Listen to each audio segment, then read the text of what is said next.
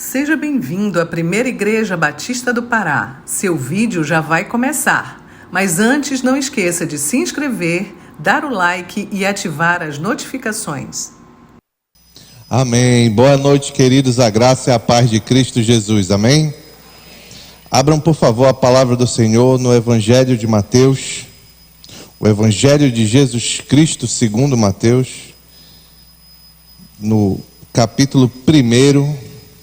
Hoje nós vamos considerar os versos 21 a 23. Versos 21 a 23. As Escrituras nos dizem que Deus é a fonte de toda a verdade. Deus é a verdade.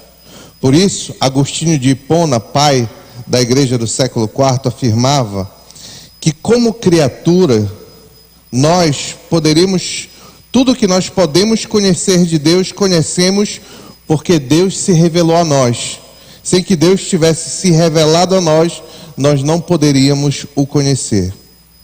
Ilustrando essa realidade, Agostinho dizia que, abre aspas, até aqueles que têm visão perfeita, se fossem colocados numa sala cheia de objetos lindos e maravilhosos, não poderiam ver nada se a sala estivesse na escuridão. Uma das ferramentas que a palavra de Deus usa para trazer luz à escuridão sobre as maravilhas do ser de Deus são os seus nomes. Na cultura ocidental contemporânea, na nossa cultura, o nome das pessoas tende a ter pouco significado. Damos nomes aos nossos filhos principalmente pela sua sonoridade, pela sua estética, ou por serem comuns ou incomuns, por suas ligações com membros da família e etc.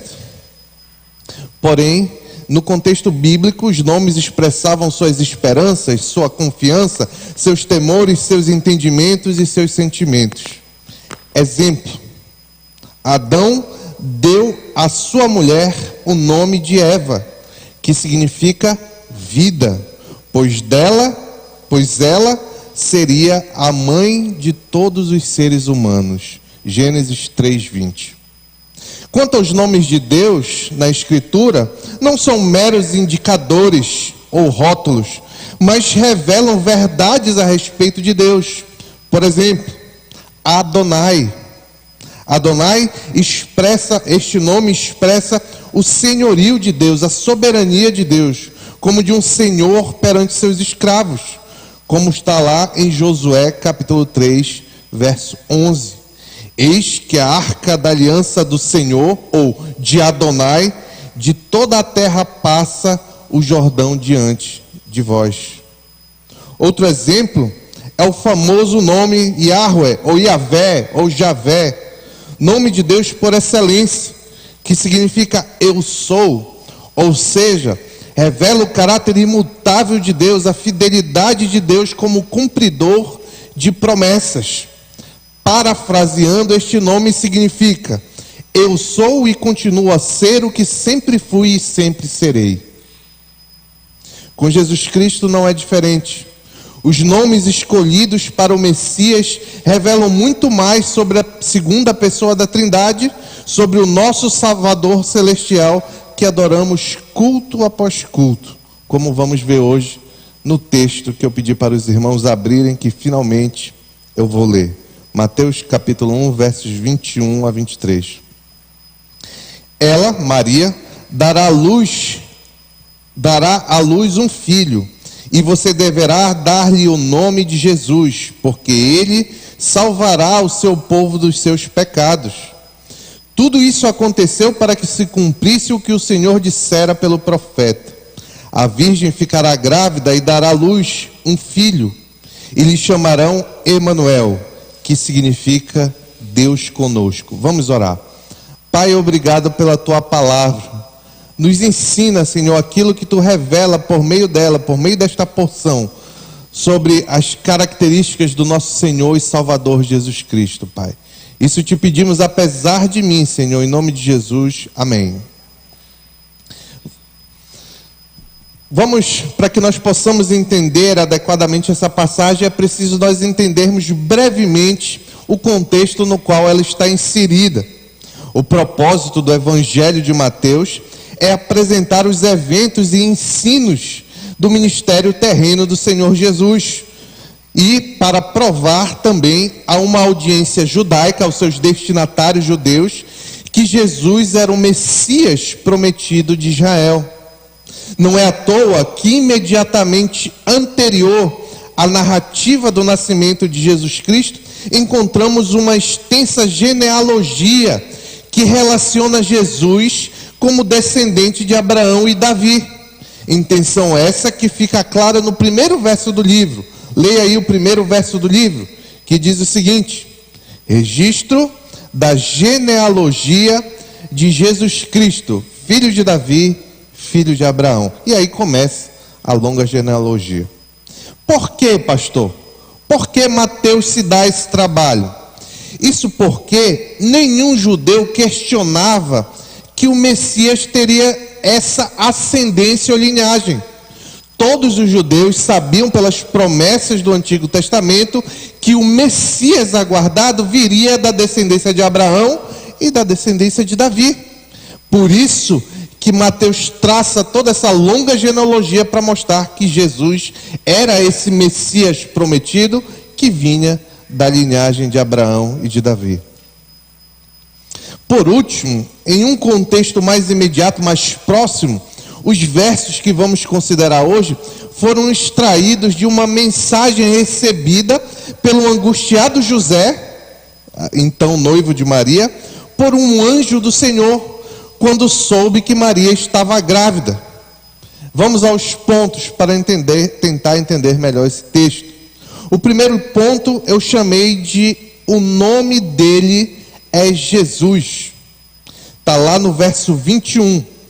Ela dará à luz um filho, e você deverá dar-lhe o nome de Jesus, porque ele salvará o seu povo dos seus pecados. Nós conhecemos bem essa história. Quando José soube que Maria estava grávida, sua primeira e natural reação foi a querer anular o noivado, porque ele não tinha tido relações com Maria, que era virgem, e de repente ela estava grávida. Era natural ele querer anular este compromisso. Porém, um anjo do Senhor apareceu a José em sonho, esclarecendo que aquele bebê que Maria aguardava procedia do Espírito Santo de Deus, acalmando assim o coração daquele homem. No verso 21, o anjo, depois de acalmar a José, anuncia uma interessante instrução para aquele homem. Diz assim, o anjo dá a ordem para que José nomeie um menino que procedia do Espírito. Exerça o ato de nomear, não de escolher o nome, como nós vamos ver na sequência, mas o ato de nomear. Para os judeus, era um privilégio nomear filhos. Lembrem que a primeira incumbência atribuída à humanidade no Éden foi o trabalho de taxonomia, de dar nome aos animais, como Adão fez no Éden, deu um nome aos animais. Biblicamente, o ato de nomear é uma ação de um superior que dá nome a um subordinado. Porém, desde o Antigo Testamento, quando uma criança nascia com propósitos específicos, Deus tirava esse privilégio de escolher o nome dos pais e Ele mesmo, o próprio Deus, nomeava as crianças pessoalmente, como foi que aconteceu com João Batista, em Lucas capítulo 1, verso 13. Você pode ver isso. Diz assim: mas o anjo lhe disse: não tenha medo, Zacarias. Sua oração foi ouvida. Isabel, sua mulher, lhe dará um filho, e você lhe dará o nome de João. Ou seja, em casos específicos, Zacarias ainda deu o nome para o filho, mas quem escolheu o nome foi o Senhor. Semelhantemente como aconteceu com José. O mesmo aconteceu com José. Observe que o Senhor diz no texto que estamos considerando hoje: você deverá dar-lhe o nome de Jesus. Ou seja, José não possuía a autoridade para escolher o nome, porque aquela criança era principalmente o Filho de Deus, e Ele mesmo, Deus, foi quem o nomeou. Por que Deus agiu assim, meu querido, minha querida? Porque quando Deus nomeou o menino como Jesus, revelou muita verdade sobre o ser, sobre o ente divino de Jesus. E que verdades são essas, pastor? Nossa palavra portuguesa Jesus é derivada de uma palavra latina que vem da palavra grega, que é bastante semelhante, Iesus. Esta, por sua vez, é a forma helenizada ou a forma grega do nome hebraico Yeshua, que é uma forma abreviada de Yehoshua, que significa, e está aqui o ponto, você não precisa decorar todo esse linguajar grego e hebraico, mas está aqui o ponto, o nome do qual vem o nome de Jesus, a origem de qual vem o nome de Jesus, significa Deus é a salvação, ou Jeová é a salvação. E Yeshua, ou Jesus, é mais abreviado ainda, salvação. Por que Deus deu esse nome àquela criança, de Jesus, a salvação? É o que o texto diz na sequência. Olha aí no seu texto. Você deverá dar-lhe o nome de Jesus, porque Ele salvará. Ele é a salvação, porque Ele salvará. A ideia geral de salvação na Bíblia diz respeito ao resgate de uma ameaça iminente que poderia causar destruição, como, por exemplo, uma derrota militar ou uma catástrofe natural. No entanto, a salvação a que o anjo se refere aqui possui um sentido muito mais elevado, porque a ideia é que Jesus, o que é a salvação, salvará o homem da pior calamidade que existe, o juízo de Deus pelo pecado. Não se engane,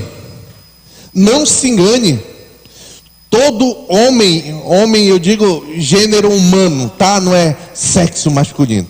Todo homem nasce debaixo da ira de Deus, porque todo homem nasce em pecado com uma condição pecaminosa.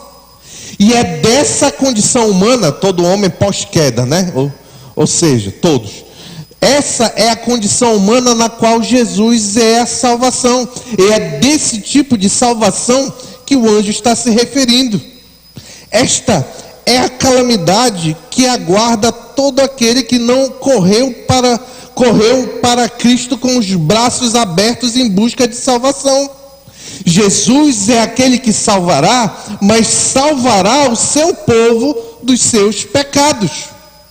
Ou seja, de todo o tipo de consequência do pecado. Observe que Jesus, esse texto nos ensina, que Jesus não é o salvador de todos os povos. Jesus não é o salvador de todos os povos, mas Ele é o salvador do seu povo. Aqueles que ouvem a sua voz e o seguem, como o evangelista João vai destacar em João capítulo 10. E aqui nós aprendemos uma lição com esse primeiro nome, essa primeira designação dada ao Senhor Jesus, a segunda pessoa da Trindade encarnada. Aprendemos sobre o ofício especial de Jesus, que é salvar o seu povo. E isso traz pelo menos 4 consequências. A primeira, como Salvador, Jesus nos salva da culpa do pecado. Jesus nos lava lava o seu povo, né? Lava o seu povo no seu próprio sangue expiatório. Se você está em Cristo, se você um dia entregou a sua vida verdadeiramente ao Senhor, colocou o Senhor Jesus como seu Salvador, pois salva que Ele lhe salvou dos seus pecados passados. Ele lhe lavou pelo seu próprio sangue. O erro que eu e você cometemos foi tirado de nós na pessoa de Cristo. Isso é o que nós chamamos doutrinariamente de justificação. É uma declaração legal de que todo aquele que entregou a vida a Cristo é justo diante de Deus, e não paira mais sobre ele o terror do juízo, que Jesus é Salvador. Por isso que o nome dele é Jesus. Aqui, eu ainda vou continuar aqui, mas me veio um parênteses aqui. Por isso que às vezes o mundo banaliza o nome do Senhor. Porque de tanto repetir, parece que Jesus é um brother, é um chapa. Ele é um pai, mas ele é um rei soberano. E esse nome tem muito significado. Se alguém neste mundo caído tem esperança de não sofrer a ira divina, é porque o nome dele é Jesus. Ele nos salva também do domínio do pecado. Ele é o nosso Salvador, aquele que salva, Jesus, porque ele nos livra do domínio do pecado. Por meio da obra de Cristo, nós recebemos o Espírito que nos livra da escravidão do pecado, e por isso todo aquele que está em Cristo foi salvo para enfrentar e vencer o pecado agora. Cristo não salvou você apenas para você apagar os seus pecados e você ganhar uma passagem direta para o céu. Só isso não é a salvação completa de Cristo, então não é a salvação verdadeira de Cristo. Cristo nos salva realmente para ir para o céu, nos purifica de todo o pecado. No entanto, Ele nos salva no tempo presente da escravidão dos nossos pecados. Não quer dizer que nós não pecamos mais, mas significa que nós temos o dom, a capacidade fornecida por Deus para avançar e vencer dia após dia o pecado. Isso chamamos de santificação. Paulo deixa isso muito claro em Romanos capítulo 6, verso 1 a 2. Diz assim: que diremos então? Continuaremos pecando para que a graça aumente? Aqui Paulo estava expondo o Evangelho, e aí Paulo imagina um interlocutor imaginário que diz assim: já que onde abundou o pecado superabundou a graça, vamos pecar mais para que venha mais graça ainda. E aí Paulo imagina esse interlocutor que faz essa pergunta no verso 1: que diremos então? Continuaremos pecando para que a graça aumente? Aí Paulo responde: de maneira alguma. Nós, quem é nós aqui? Os crentes, o povo de Deus, o povo ao qual Jesus é o Salvador. Nós que morremos para o pecado, como podemos continuar vivendo nele? Terceiro, Jesus é o nosso Salvador porque um dia Ele nos salvará da presença do pecado. A palavra do Senhor fala de novo céu e nova terra, onde habita a justiça. É para lá que Jesus nos salvou. É por isso que Jesus nos salvou. Para que um dia nós pudéssemos experimentar. É difícil para a mentalidade humana até imaginar isso aqui, tá bom? Mas a ideia é que um dia nós vamos estar em um local em que a presença do pecado foi completamente retirada. Não haverá mais dor, tristeza, angústia, depressão, ansiedade, nada disso. Porque Jesus salvou o seu povo dessas coisas todas. Quarto, finalmente Jesus salva as pessoas das sequelas do pecado. Sequelas que eu digo física. A palavra nos revela que no futuro nós receberemos a semelhança de Cristo, um corpo glorificado, a semelhança do corpo de Cristo ressurreto. Um corpo limpo, puro, sem doença, sem dor, sem nada. Sem nenhuma mazela física. Os estudiosos dizem, o pastor já repetiu algumas vezes, que nós vamos ter aproximadamente ali, não podemos ser dogmáticos, tá bom? Mas é uma boa ideia, que que nós teremos aproximadamente ali 30 e poucos anos, 33 anos mais ou menos. E aí, quem está ficando careca como eu vai ter cabelo de novo. Olha, o pastor vai ter uma vasta cabeleira lá. Nós vamos, quem tem algum problema de saúde, eu sou operado do coração, tenho válvula, tenho prótese, tenho isso aqui. Não vai ter nada disso. O Senhor nos salva para que um dia nós sejamos finalmente livres do pecado e íntegros até fisicamente. Assim, o povo de Cristo é o povo que foi salvo, é bendito e santo. Eles são salvos do pecado para todo sempre. São purificados da culpa mediante o sangue de Cristo. São habilitados para o céu mediante o Espírito Santo de Cristo que habita neles. Logo, aqui, meus irmãos, cabe uma pergunta muito importante para mim e para você. Jesus Cristo, esse Jesus, Ele é o seu Salvador? Ele já livrou você neste tempo aqui da escravidão, do pecado? Esse é o maior sinal, meus irmãos. Ninguém foi para o céu ainda. A gente está aqui, ninguém foi para o céu. Ninguém viu, ninguém experimentou o livramento da ira vindoura. Não estou dizendo, nós já recebemos. A Bíblia diz que aquele que está em Cristo já foi salvo. Mas ninguém experimentou ainda o livramento da ira vindoura divina. Um dia nós vamos experimentar, os que estão em Cristo. Mas aqui, o principal termômetro que eu e você podemos ter de que Cristo é o nosso Salvador, é que nós temos a capacidade, experimentamos no dia a dia, a capacidade de vencer o pecado. A capacidade de vencer o nosso próprio desejo. Eu sei o que é isso, meus irmãos. Eu tenho desejo de pecar. Eu sou tentado a pecar várias vezes. E algumas vezes caio. O ponto não é esse.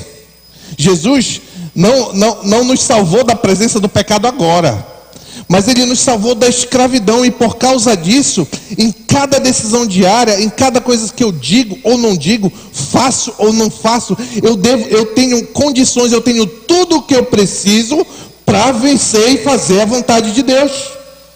Você tem tudo o que você precisa se você está em Cristo. Aquela paquera, aquele adultério que você está se metendo no trabalho, e em Cristo Jesus você pode jogar isso tudo para fora. Aquele tratamento mal que você dá para sua esposa ou para o seu marido, em Cristo Jesus você pode melhorar. Aquela imoralidade que você curte no seu celular, em Cristo Jesus você é capaz de vencer.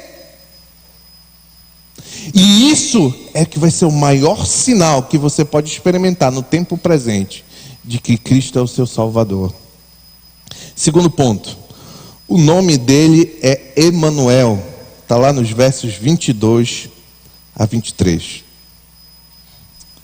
Tudo isso aconteceu para que se cumprisse o que o Senhor dissera pelo profeta: a virgem ficará grávida e dará à luz um filho, e lhe chamarão Emanuel, que significa Deus conosco. Só um minuto.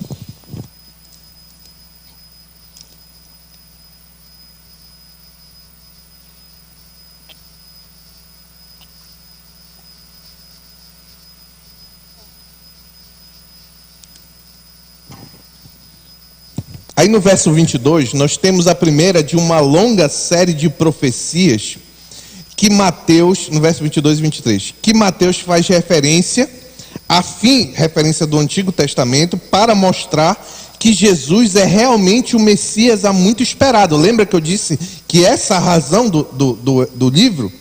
Isso para conduzir seus leitores a abraçar então Jesus por meio de uma fé viva, que transforma, que dá capacidade de vencer o pecado no tempo presente. A fórmula introdutória que Mateus coloca aí no verso 22, tudo isso aconteceu para que se cumprisse o que o Senhor dissera pelo profeta, deixa claro que Mateus, inspirado pelo Espírito Santo, destaca que quaisquer que tenham sido o cumprimento antecipado dessa profecia, da virgem ficará grávida, ela alcança sua consumação completa na pessoa do Senhor Jesus Cristo. Ou seja, Em breves palavras, Jesus está relacionando esta profecia, Mateus está relacionando essa profecia que está lá em Isaías capítulo 7, verso 14, à pessoa, a Maria e a pessoa do Senhor Jesus Cristo. E o texto diz lá no verso 23, quando Mateus apresenta a fala do profeta, né? Faz menção à fala do profeta, as seguintes palavras: a virgem ficará grávida e dará à luz um filho, e lhe chamarão Emanuel. Isso o anjo diz a José para ratificar que a gravidez de Maria foi operada pelo Espírito Santo e revelar que este menino concebido no ventre da virgem é o próprio Deus, por isso Emanuel. É essa verdade que é revelada na segunda designação: Jesus, porque é Salvador; Emanuel, porque é o próprio Deus que habita conosco. Devemos ter cuidado, para que estejam bem claras em nossa mente a compreensão que temos sobre a natureza da pessoa do nosso Senhor Jesus Cristo.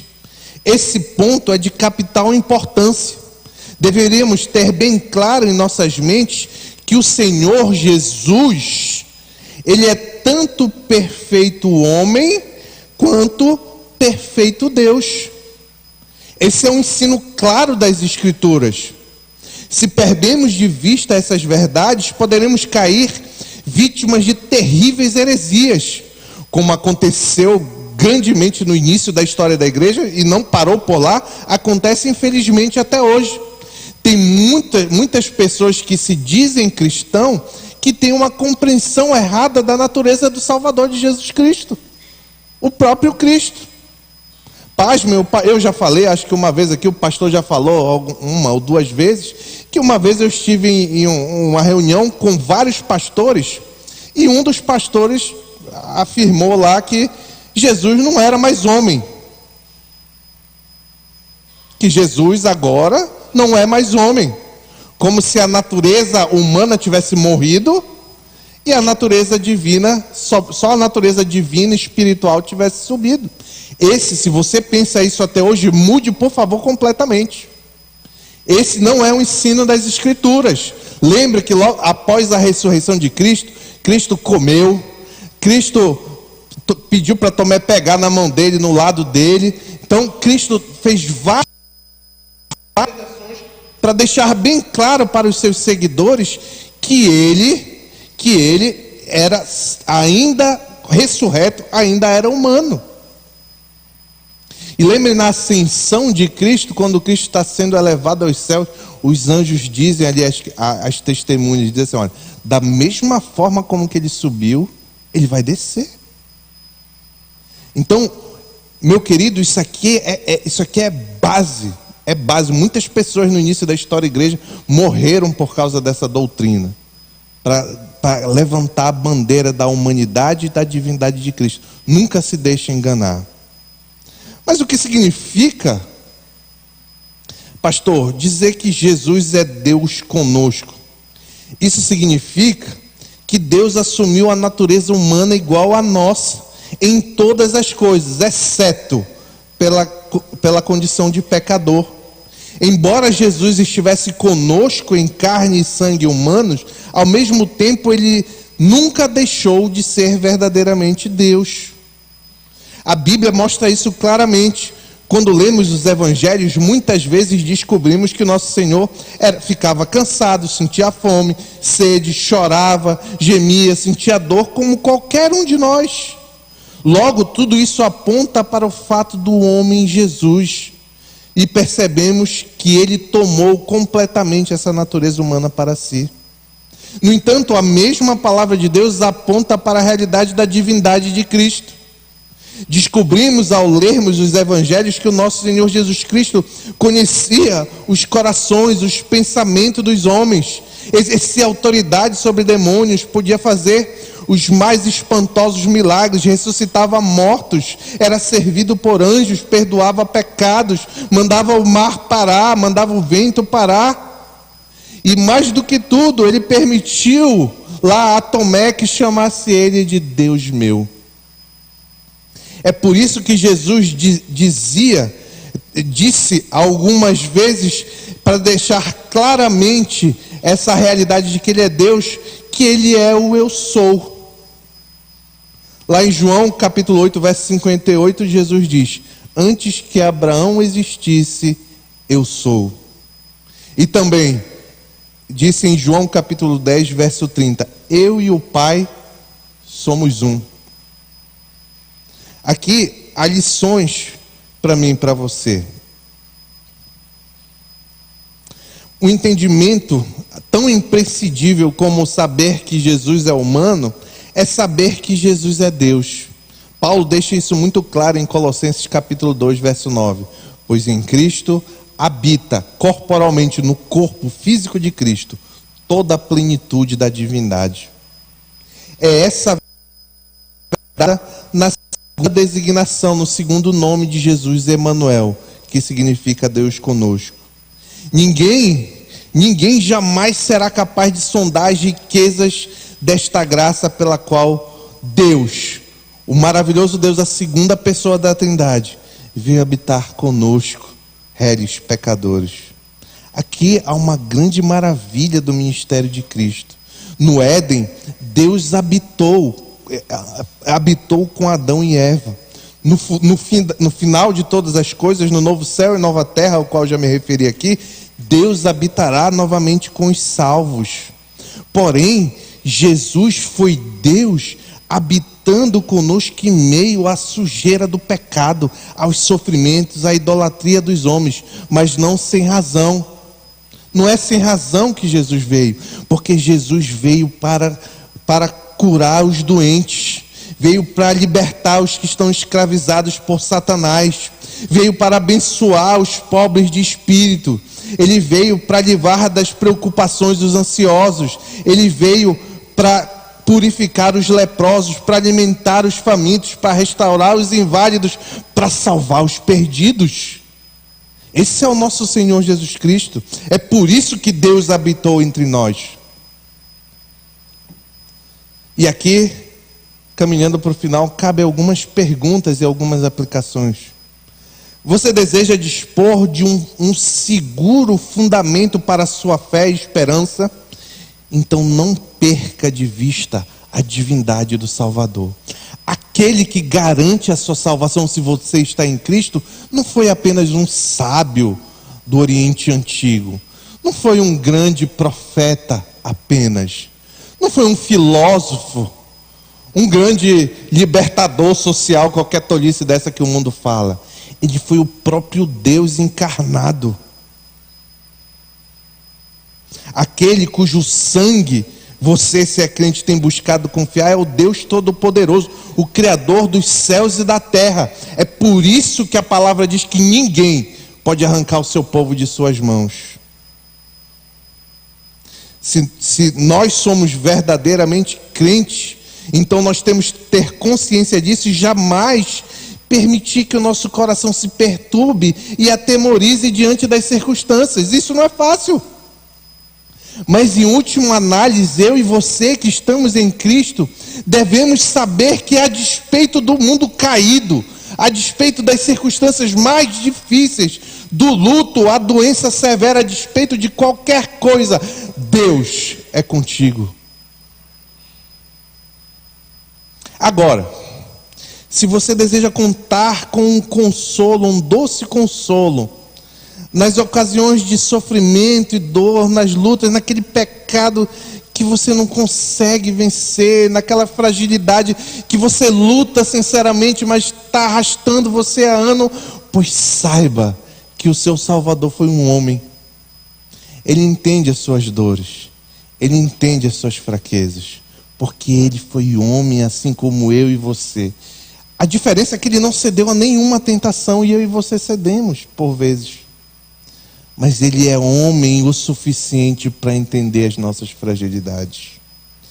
Ele é o ser humano Jesus Cristo, que conhece o coração dos humanos, é sensível às nossas fraquezas. Ele experimentou pessoalmente as tentações lançadas por Satanás. Ele experimentou pessoalmente a fome, a lágrima, a dor, o luto.